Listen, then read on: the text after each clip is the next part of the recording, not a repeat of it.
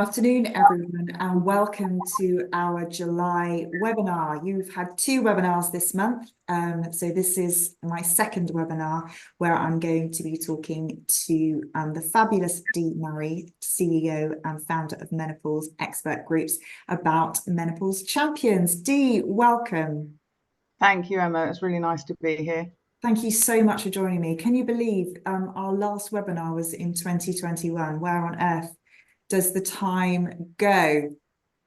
So lots of changes that we want to talk about and bring to your attention. So it's fantastic that Dee is able to join me today. As you know, the webinars are an opportunity for you to join us live, to listen to not just issues of a legal nature, but also issues that are relevant for our HR community. But before we listen to Dee and find out more about Menopause Champions, just a couple of things just to tell you about. As you know, if you are new to our webinars and don't know me, my name is Emma O'Connor. I'm a legal director and head of client training here in the employment team at Boyce Turner. Boyce Turner are a full service commercial law firm based here in the Thames Valley, but we look after clients not just in the UK, Europe, but also globally, and we help clients with their day-to-day HR issues, litigation, business immigration, and what I do, training for managers, HR teams, and wider employee populations.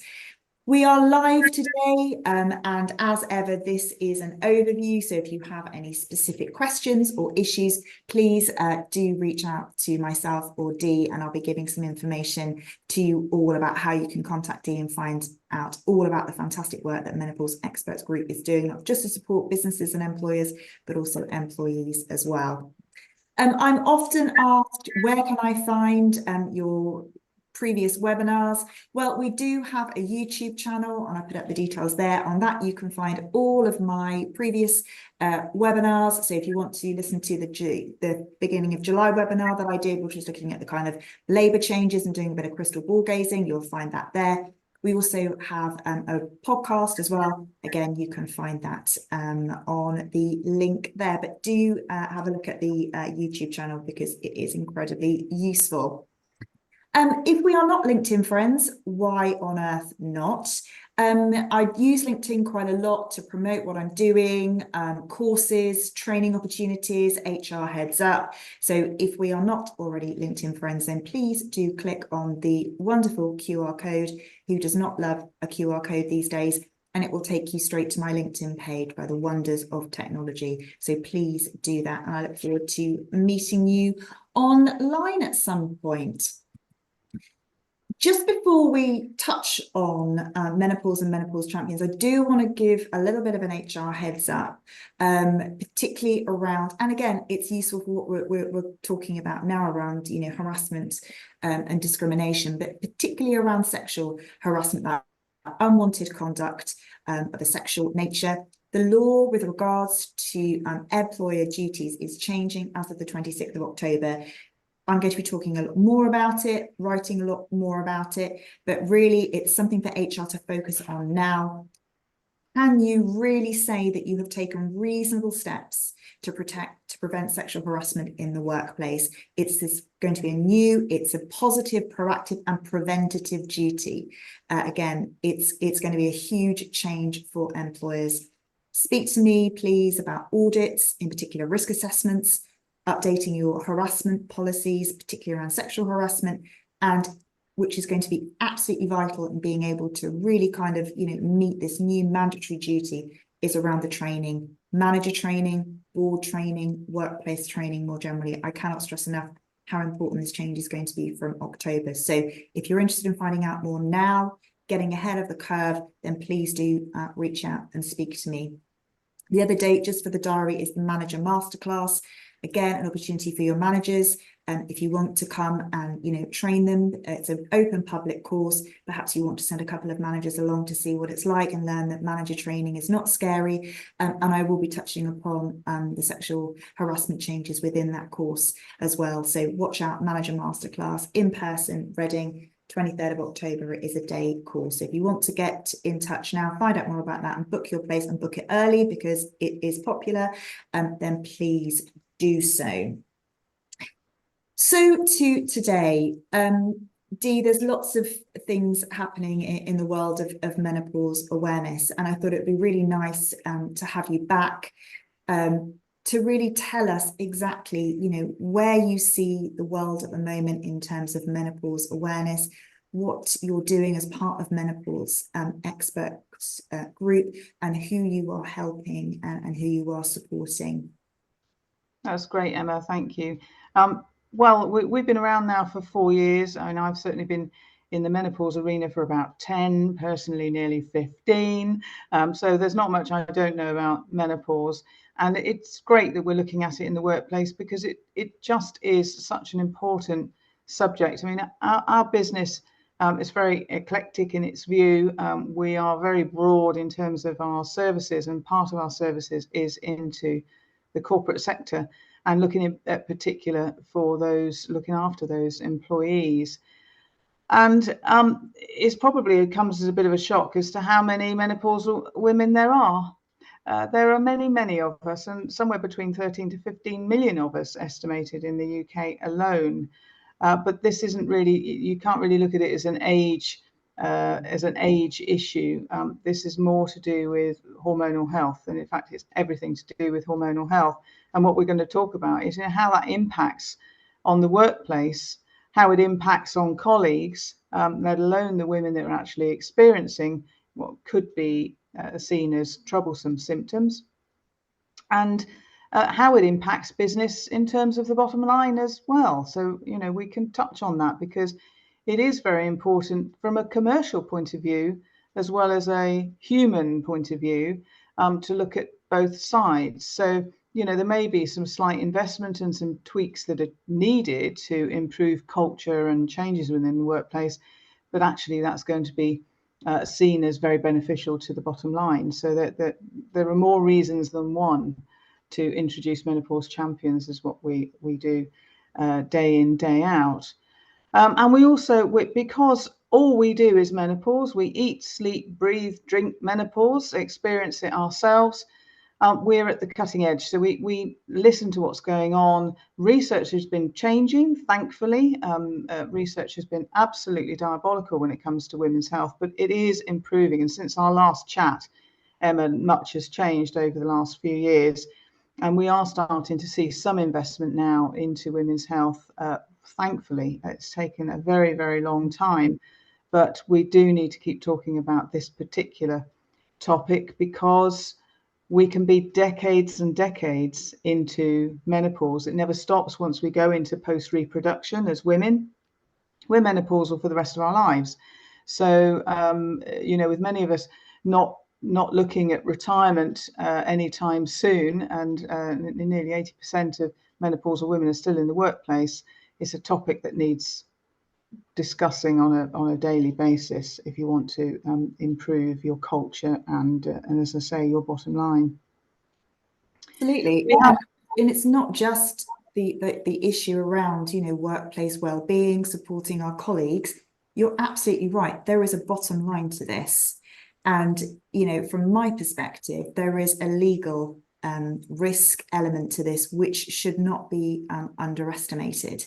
We've seen, haven't we, this year, we've got new guidance being issued by the Equality and Human Rights Commission, which I would, recommend you all go and have a look at, because that really does focus the employer's mind on the fact that symptoms of menopause can lead to an employee or worker being able to show that they are disabled within the meaning of the Equality Act. So, that definition is looking at the physical, the mental impairment.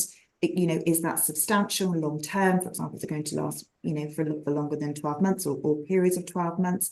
And with that risk comes, duty to make reasonable adjustments, not treating employees unfairly from a direct discrimination or an indirect discrimination perspective. Also, the sex discrimination angle of this, treating a woman less favourably than you would treat, a man in such situations. Again, age discrimination, or you're absolutely correct, Dee, this is not an age thing, this is a stage thing. So again, we can't pigeonhole, women and always say it's going to be, menopause is related to age. Absolutely right, it's hormones. And again, you know, the harassment side of things. So creating that environment, that workplace environment in which, you know, a woman feels degraded, it's hostile, it's intimidatory, and we're seeing that much, much more feeding through the cases which are coming, you know, before the tribunals. I'm going to talk about some of those cases a bit later. But it's not just the discrimination risk, and remembering, you know, discrimination cases, harassment cases, you're looking at unlimited compensation potentially, you're looking at those reputational damages, you're looking at the damage obviously to the individual who's had to undergo, you know, the discriminatory or the harassing conduct. We're thinking about engagement, retention of staff. Also around unfair dismissal, constructive unfair dismissal, people feeling that they are not supported within the workplace, and choosing to resign and leave the workplace. And again, thinking about all of those other associated risks with unfair dismissal claims. As we know, there is a proposal, we saw it in the King's speech, that unfair dismissal is going to be a day one right, subject to any probationary carve-out. So this could potentially be a much more impactful issue on employers than I think they do actually realise. So yes, well-being, yes, supporting, but you know, really there is a legal seriousness to this, which, you know, employers cannot underestimate. And Dee, you've touched upon it, you know, 80% of women going through the menopause are still working and will continue to work. And I find this statistic absolutely incredible, that, you know, women between the ages of 40 and 50 are the fastest growing workplace, you know, age range that are in the UK workforce. It's quite staggering, isn't it? Oh yeah, definitely. I mean, these statistics really highlight the issue that we're dealing with, and it's not particularly being dealt with well, because I suppose now with the new guidelines, it's a bit of a double-edged sword for menopausal women. Some will not appreciate their colleagues seeing them having a disability, for example. You know, it is a double-edged sword, and although we do need change in the workplace, we also don't want to be seen as victims, or that there's, you know, menopausal women, they are looking for support and guidance. They're not necessarily looking for this long-term care. It's not about that at all, and they're certainly not wanting to be seen as difficult. And I know that a lot of women in the workplace, they feel troubled by a lot of the you know, a lot of what's happening now with the awareness being built over the last 4 or 5 years in particular. They feel even more vulnerable because now they're being highlighted. And I think that some employers may be getting a little bit nervous as well. So there is this, I think we're going through a bit of a pain threshold at the moment. We're going through some pain in the workplace on both sides. I think it's difficult for the employer to know what to do.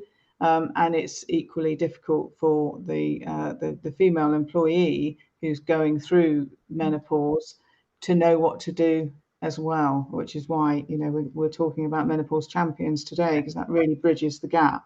I absolutely agree with you, and I think this is perhaps a really good example where the law is almost a bit of a too blunt an instrument, and I absolutely agree with you that many women do not want to be seen as being, you know, a victim or disabled, you know, but again, there is very little with the law as it currently stands, with the mechanics of it, to be able to protect, you know, to protect people, but also, you know, kind of encourage employers to be supportive.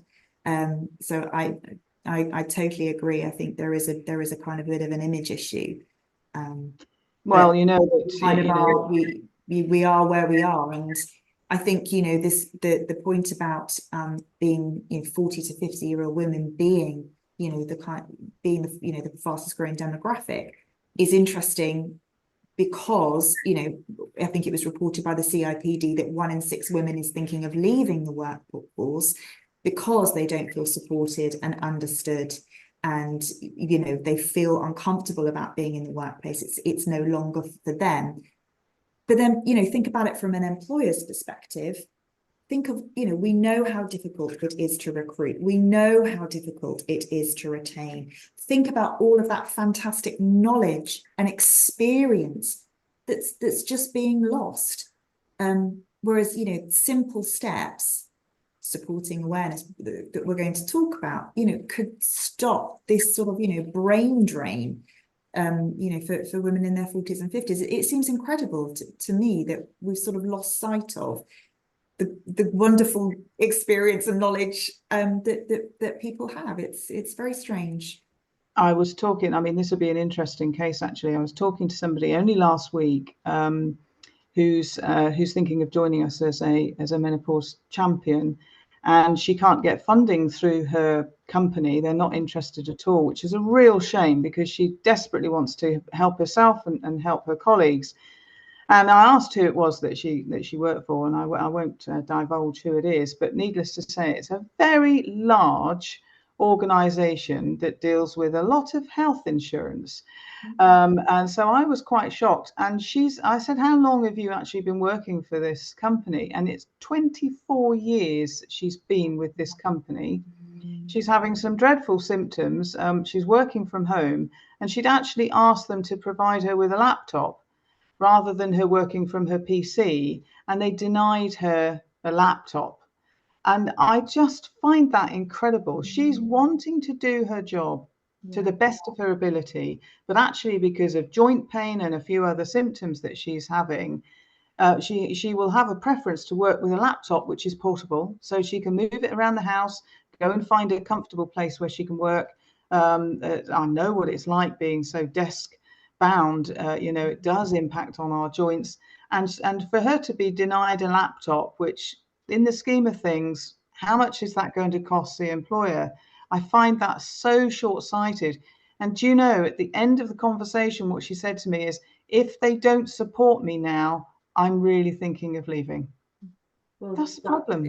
Exactly. Well, that's your case study, isn't it? And again, what laptops can be as secure, there are issues around that. It's very strange, isn't it? And I think, and it does go to that point, doesn't it, about understanding and making those simple changes that can actually make such a huge difference to the organization. And again, I think it's, there are lots of initiatives that that employers have, and they're all fantastic, but it's that example of talking the talk and then not actioning it and actually making a difference, saying that we're going to make a difference and we're doing all these wonderful things. Yeah, brilliant, fantastic.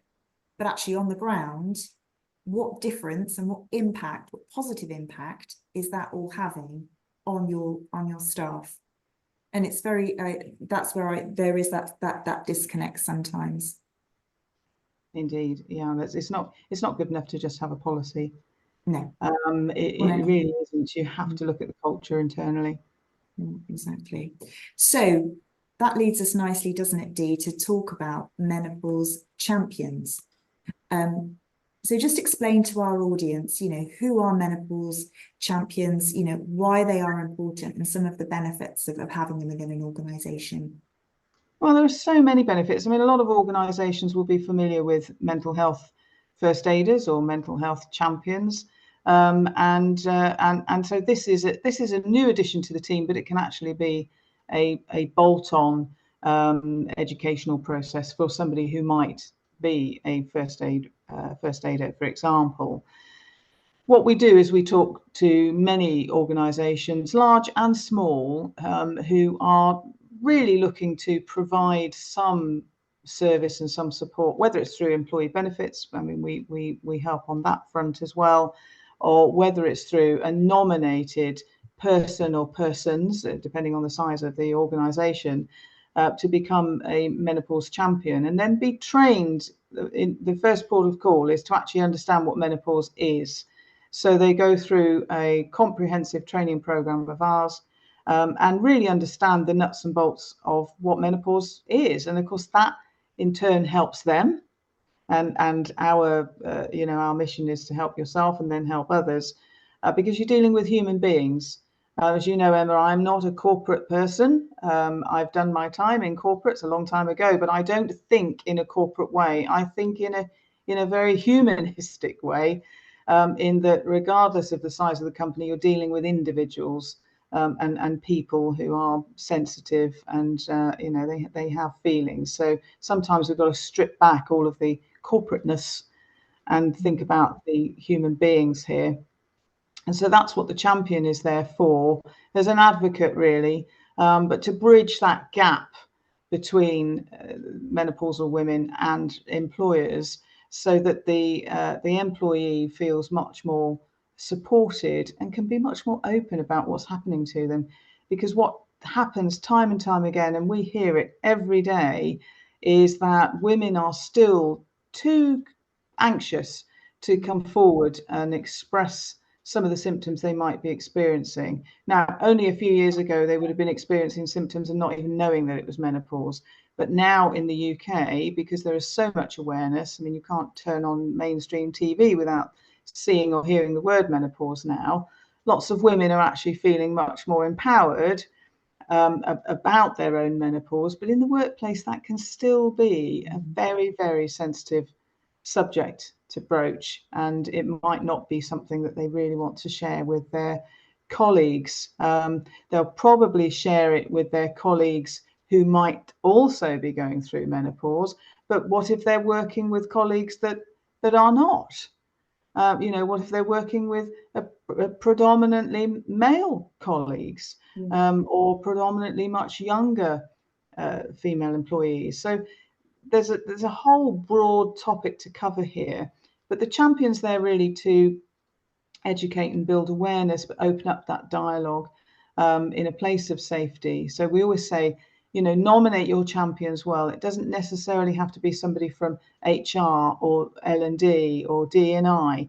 It doesn't need to be those people. It actually is more beneficial if it's somebody that perhaps team members gravitate towards if they want to go and have a coffee and a natter. You're going to have a better champion there if they're the ones that are much more sociable and want to chat to people in their breaks and that kind of thing.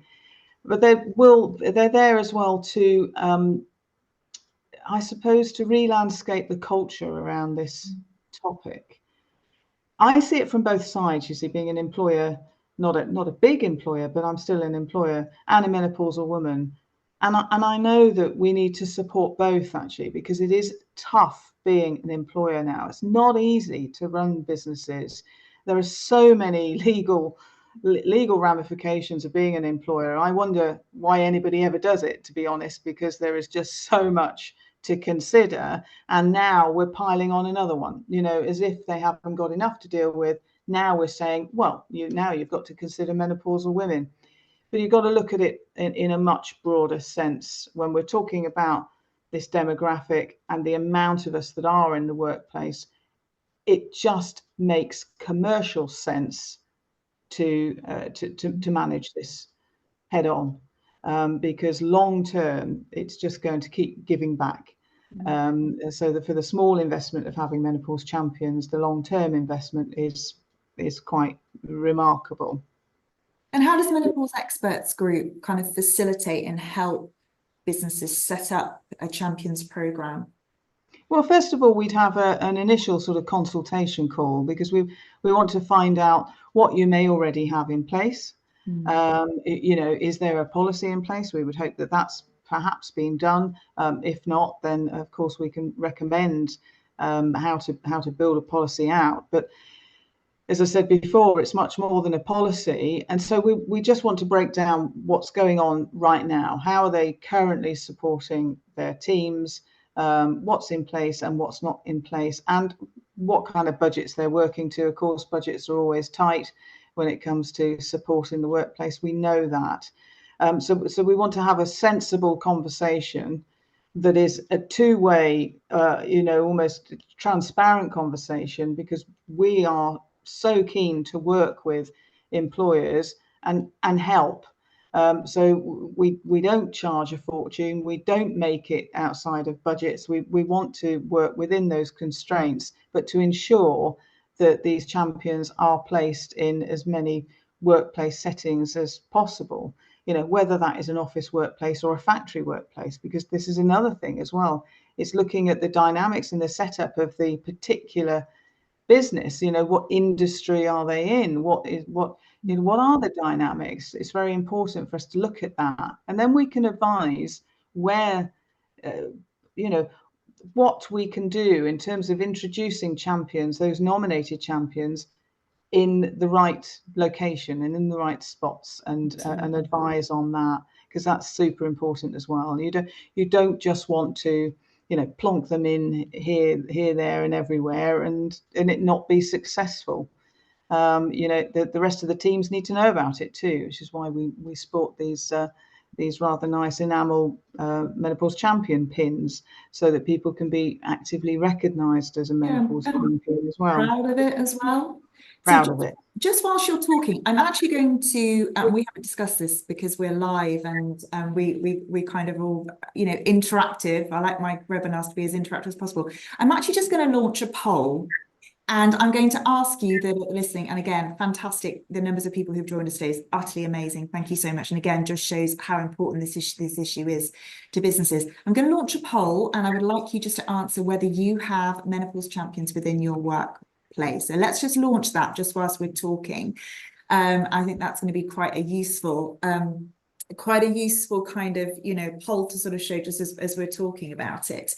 I absolutely. Just one question for you, Dee. So you talked about some businesses not perhaps feeling able that they want to have menopause champions. Have you experienced cross-employer champions? So I don't know. So maybe you've got maybe kind of local champions have kind of met, and they kind of create their own network. Well, the other side to our business is that we don't just work with corporations and organizations. A lot of our mainstream business is with individuals who come and train as menopause champions. It might be to enhance their already existing practice, for example. They could be, this lady that's behind me on my screen, this is Fiona. She's a personal trainer. And so we've recently approved her gym. They've now trained all their personal trainers in the gym, so that they can apply that and help their clients. So it's really, really good for business and for new clientele for that particular gym. But we have a network, hundreds of menopause champions that work individually for themselves. They're self-employed, and this is to enhance their own business. But they're very capable, because they've been trained through us. They're very capable to come into your organization. So if you don't want nominated champions internally for whatever reason, they're very capable to come in and actively promote awareness, whether it's through lunch and learns, or whether it's through full day workshops, half day workshops, whatever it is that is appropriate for your business. And we have hundreds of them, and we're across 24 countries now represented. Yeah. So we're growing very fast. So I'm hoping that have those results popped up on your screen, Dee? Can you see those? Yes, I can see 20 up. So yeah, there was a few late changes where people thought, I'm not sure. Oh no, we haven't. So there was a few little late changes, but yeah, I'm hoping you can all see that as well, to those who are kind of joining us live. So yeah, we've got a number of people here as today. We've got SMEs, large multinationals. We've got about an 80-20 split, 20% saying yes they do, and 80% saying no they don't. So it's very interesting that we've got lots of people who have registered for this, lots of people who've joined us live, but again the percentage is kind of 80-20. What any thoughts on that, Dee? Yes, first thought is the 79%. Would you now consider having menopause champions in your workplace. I mean, totally that's do. Let me get that. What I will do is that's a really good point. Let me get that set up, and I will do that right at the very, very end, now that I've become all techie and whizzy in doing these things. So let's create I'll create a new poll, and we can ask that at the end. one of the things that would be interesting, Emma, sorry, just to cut across you there, is if the answer is no, well, then I haven't done my job properly. but I'd quite like to find out what the barriers are. You know, Yeah. what is it that would prevent you as an employer? What would prevent you? Cost aside, okay, because we make it very, very cost effective. So taking the cost element out of it, what is the next barrier? I'd really like to hear what that is, and if there Let's do is that one. now. Let's do that. Let's just see if that percentage changes, and pop in the chat for me as well. Why you want to. Yeah, let's just launch that. Let's launch that now and see what the results are. And again, if you can put that in there, if you yeah, I mean, let's have a look at the results. If you could put in the chat for me, or the Q&A, whichever is the easier. Again, as Dee's asked, what would be some of the barriers, do you think? So I'm going to end that poll, and let's share the results there. Again, we've got 93% of people saying, yeah, absolutely, it's something that we want to do, which is fantastic, amazing. Of our 7% knowers, please tell us why. Again, it's all completely anonymous. So pop in the Q&A for me, or the chat, why you say no. So I'm going to give people a chance to do that. Now, I can only think of one reason off the top of my head. I mean, I'm sure there are a few, but I can only think of one, and that is that you don't have any female employees. However, even if you are very male dominant, those male employees are very likely, the majority of them, some of them, not the majority of them, some of them, will be living with, or know of, or have a mother who is going through menopause. And so this isn't just a women's issue. Okay, men have to be involved here too. So I'm wondering if that is seen as an area that perhaps there are very few female employees. Is that a barrier? And it absolutely shouldn't be. I think it's really interesting. So we've had lots of comments that come through, and again, thank you so much for engaging. It's amazing. Time, small business, additional role to existing responsibilities, being the whole issue being taken seriously. Time again. And not just time as in additional responsibilities, but your time in investing in being a menopause champion not being viewed as it being a valuable exercise to do. And again, can I address the time? Yeah, of course you can. Because I get it. I understand that. You're just thinking, oh, something else I'm going to have to manage, something else I'm going to have to look at. The thing is you've got to look at the bigger picture.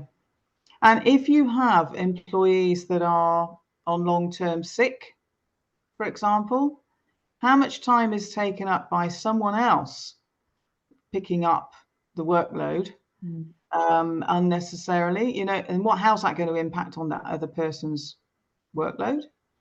When you look at the bigger picture, that time invested, okay, there will be a little bit of a pain threshold in the early days. Of course, there will in managing it.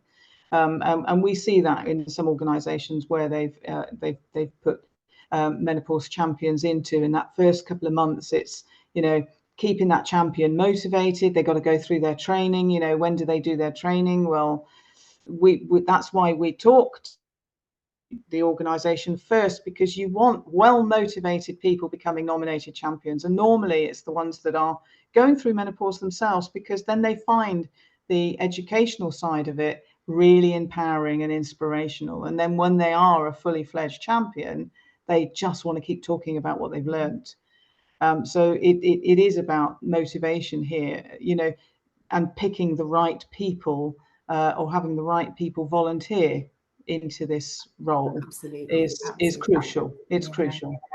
One question we've had in, and I think so. Just a couple of questions here, Dee, if I may. We've had a question in from Sally, who's asked about they have a menopause lead, and asking whether is that the correct terminology? Would they be better calling them a champion? Do you have any views on that? I do, and do you know one of our quite major clients actually who started with us in the very early days. They've been with us now for 3 years. They started off by having champions in the workplace, which is great. Menopause Champions have been through the training, and it was all very, very successful. And then somebody new joined and started doing some work within the menopause, and they started running menopause cafes and that kind of thing. And in her wisdom, she decided to change the word champion to warrior. Okay. And I take real issue with that because warrior, what's that telling me? That it's a fight. Yeah. And you just don't want that in the workplace.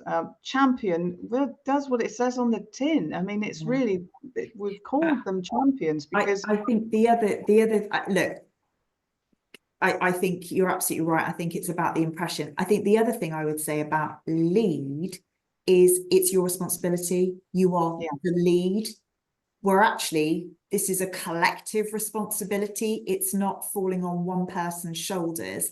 And I think, you know, the role of a champion, as you've expertly explained, is to support, champion, signpost. You are not the lead who's going to know everything about everything. Everybody is different. Everyone's symptoms are different. Everyone's experiences are different. So, you know, I think just have a think about it's not lead to me is it's all on your shoulders. You're supposed to know everything about everything. And maybe champion is a little bit more reflective of what it is that businesses and staff want to achieve. We do have some that that the overall lead. So somebody who's the menopause lead is looking after menopause in that. You know, so they'll have champions there, and they may then be looking after the champions. Yes. So in that circumstance, really, yeah, exactly. I suppose, yeah, that's a good. But what are we calling the lead? If you are the sole person, well, again, it's a collective. It's not just one person, but you know, somebody has to take, you know, arrange meetings and that sort of thing. So maybe Sally, just think about what it is you're wanting to achieve. What do we mean by lead? And thinking about, you know, supporting the collective. We've had another question in, Dee, about the training itself to be a menopause champion. How long, from your experience, does that take? Well, it's an accredited course, very, very comprehensive. We cover health and menopause, which really looks into our anatomy and physiology. Okay, takes us back to school so that we can actually understand the female anatomy. And we cover all aspects of the ramifications of menopause on the health front, you know, bone health, heart health, brain health. And we also look at HRT as from a clinical perspective, but also we are very holistic in our view.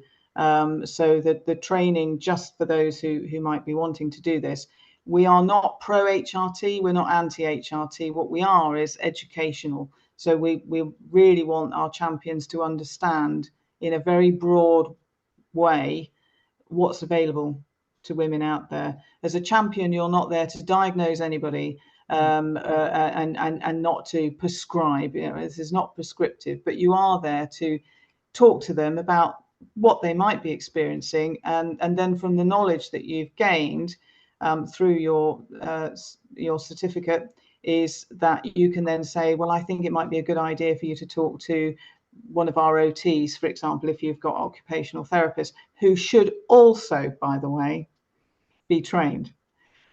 Because there's no point in signposting as a champion, there's no point in signposting a colleague to your occupational therapist who then knows nothing about menopause.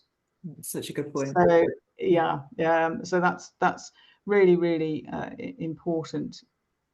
I've gone off on a tangent there, Emma. Sorry. No, that's fantastic. No, look, I'm going to bring it back down to earth because, you know, I'm a lawyer and love talking about the law.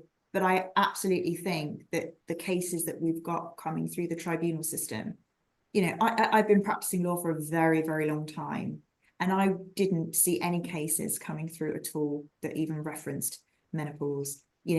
Things are changing. And I think, going back to that, why is this important? The bottom line, there is, people are bringing cases. And just to kind of talk you through some of the recent cases that have come out focusing on, menopause, we've got the first case there, it was 2019. This was a senior lady within an organisation, and her male colleague commented on her poor behaviour in a meeting, and sort of quipped, oh, she's a menopausal woman. Again, completely irrelevant, completely unnecessarily and completely wrong. The second case is even worse, because the claimant's manager referred to a lady, referred to her as being a dinosaur in front of colleagues in an attempt to be humorous. And again, it's just completely wrong, unnecessary, and should not be happening.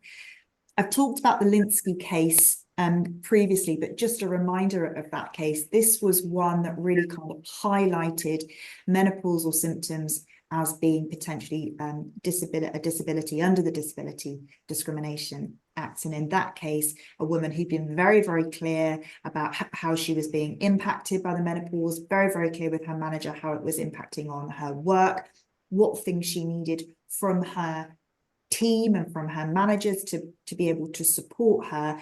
And again, she was given a poor performance rating. Changes were not made to be able to support her.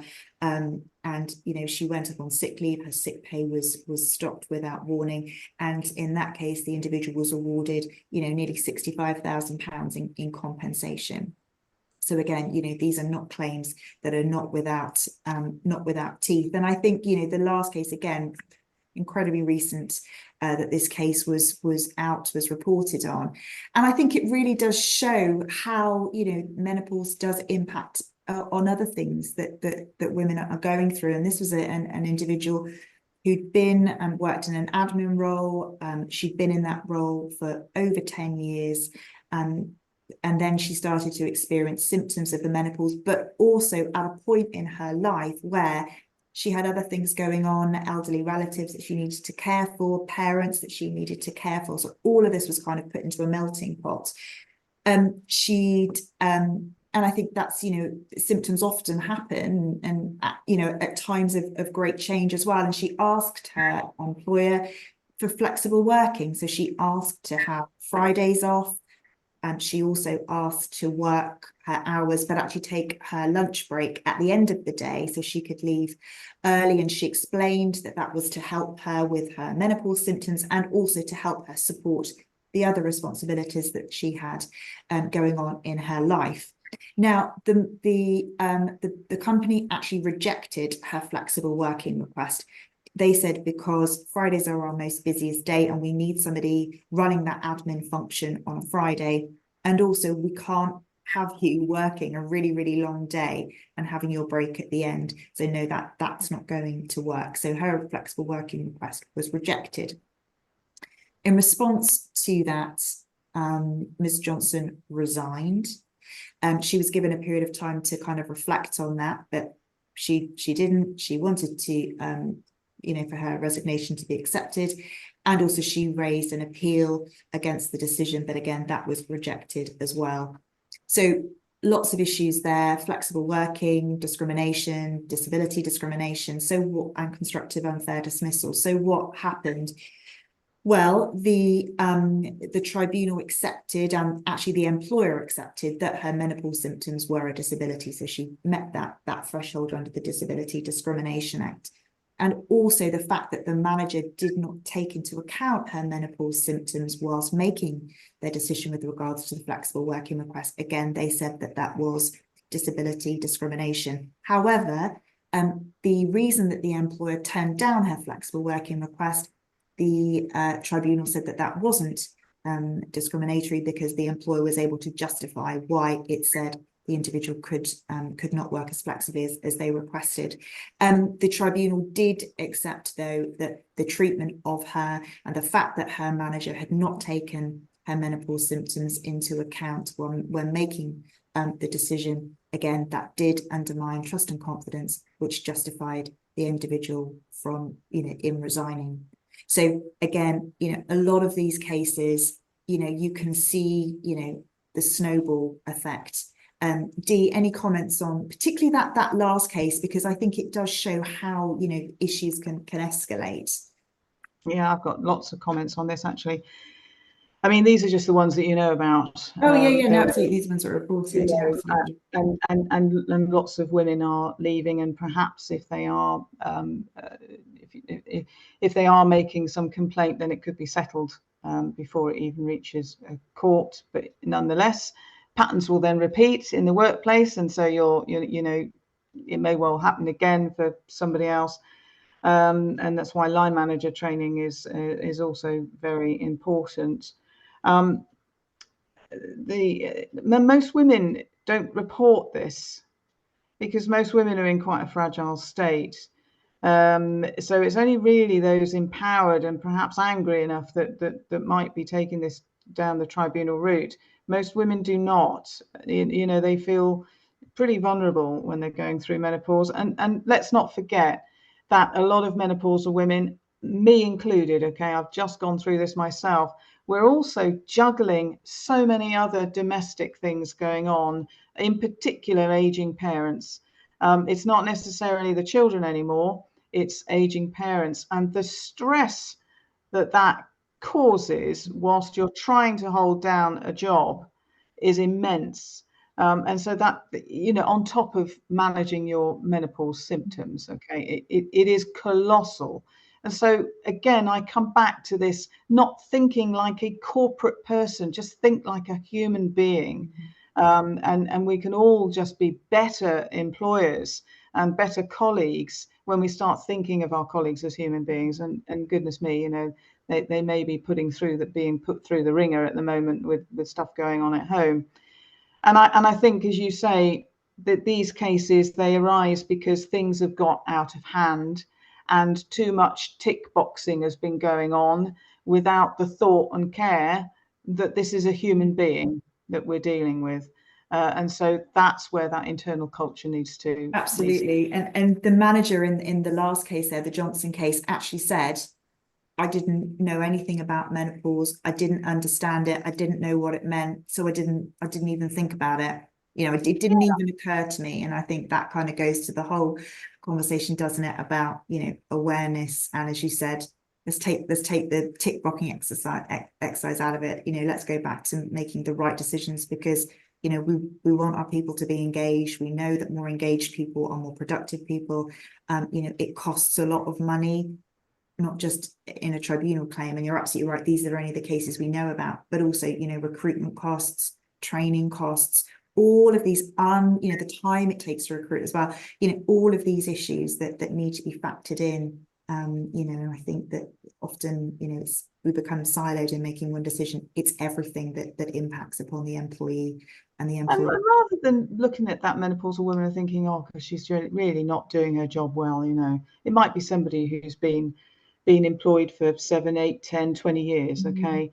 And she's just going through a stage in her life where she needs that extra support. But actually, if you've got somebody saying she's a pain, reports aren't coming in on time, and she's not as productive as she used to be, and she's being judged from that point of view, I would really ask anybody who's in that particular environment to really question their own motives here. Let's just look a little bit deeper. Why is that person struggling? And let's support our colleagues in the workplace, who are often our friends. So rather than make judgment calls and make them feel worse, because anxiety goes through the roof when you're going through menopause, rather than make them feel worse, make them feel understood, because you'll get much more productivity out of somebody who feels cared for than those who feel browbeaten. We all know that, okay, it's common sense. So I think it's just highlighting this, a bit of a wake-up call for everybody to just think a little bit deeper. Absolutely. I'm going to mention just one more kind of HR heads up, things to have on your agenda. wasn't in the King's speech, but there is certainly a proposal that larger employers, those with 250 or more employees, will be required, perhaps, maybe, who knows, at some point, to actually, prepare menopause action plans. But again, I think, we can have a plan, but what are we doing, and what impact does it make? So just something just to kind of slip in at the end there. So Dee, just to kind of bring everything to a close, I think you're absolutely right. My massive big kind of bugbear and my sort of soapbox thing when I'm doing my training is all around know your people, know your teams, know your people. It's not about being their best friends. It's not what it's about, but it's about having the empathy to be able to, and the common sense to kind of spot when things aren't right. And sometimes just saying, are you okay? It's, it is as simple as that. Also, particularly, around issues, and you're absolutely right, when symptoms can get exacerbated, there might be other things going on. Ask questions, be curious. Is there something else that we need to know about? Is somebody logging on late, logging off early? What's going on there? And again, being curious, asking questions.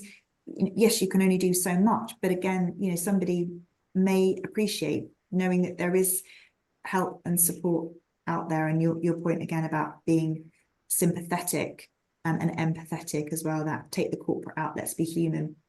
We've talked about menopause policies, haven't we, Dee? I'd also kind of flag as well flexible working policies. What does that look like, and obviously how can we support menopause policies? What would be the purpose of that, Dee? Is that kind of a awareness policy or a signpost policy? What's your view on that?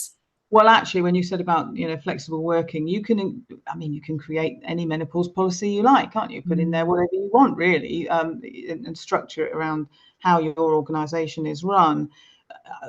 But I know from a legal point of view, you should have a policy in place, but you may already have that in your policy. I mean, we wouldn't issue a policy out. We might give a template policy out just to give people an idea of what it might contain, but the policies you already have just may need a few lines tweaked. It's not huge. It's more it's what you do.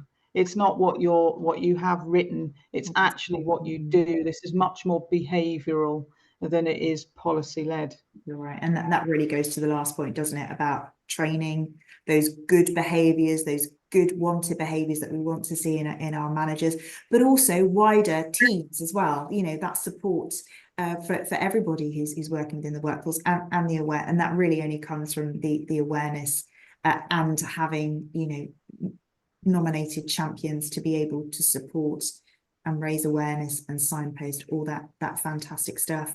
Any final thoughts, Dee, just before we end? What you're doing, where you're, things you want our audience to know about?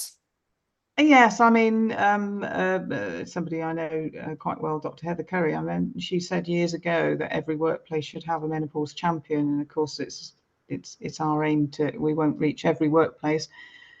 But I would just ask you, if you are in a position of power to introduce this, don't just think the corporate tick boxing, as we said earlier. Do think about the human beings that are involved here, and the impact that you can have, not just on your fellow colleagues. It's the impact, it's far reaching. It's the impact then that it has when they go home. And menopause isn't something that we can leave at home. We bring it to work, it goes everywhere with us. And so when you're changing the culture, and when you're doing something very positive for your teams, that impact is far reaching outside of the workplace. So we can't just narrow it down and put these boundaries up to it being in the workplace. Okay, it has an impact when they go home too. And on their psyche, how they feel, and then how they're feeling the next day. They really want to come to work, and you want your team members to want to come to work, right? We all want that. We don't want this dread. It's like a Sunday night dreading a Monday morning. Oh, I've got to go back to work tomorrow. You just don't want that in a work environment, do we? Thank you so much, and thank you for giving your time to talk to us today. It's been amazing. The comments have been fantastic. Thank you to everybody who's got involved with the discussion and the polls. That's really, really brilliant. So thank you so much, Dee. It's brilliant. Thank you.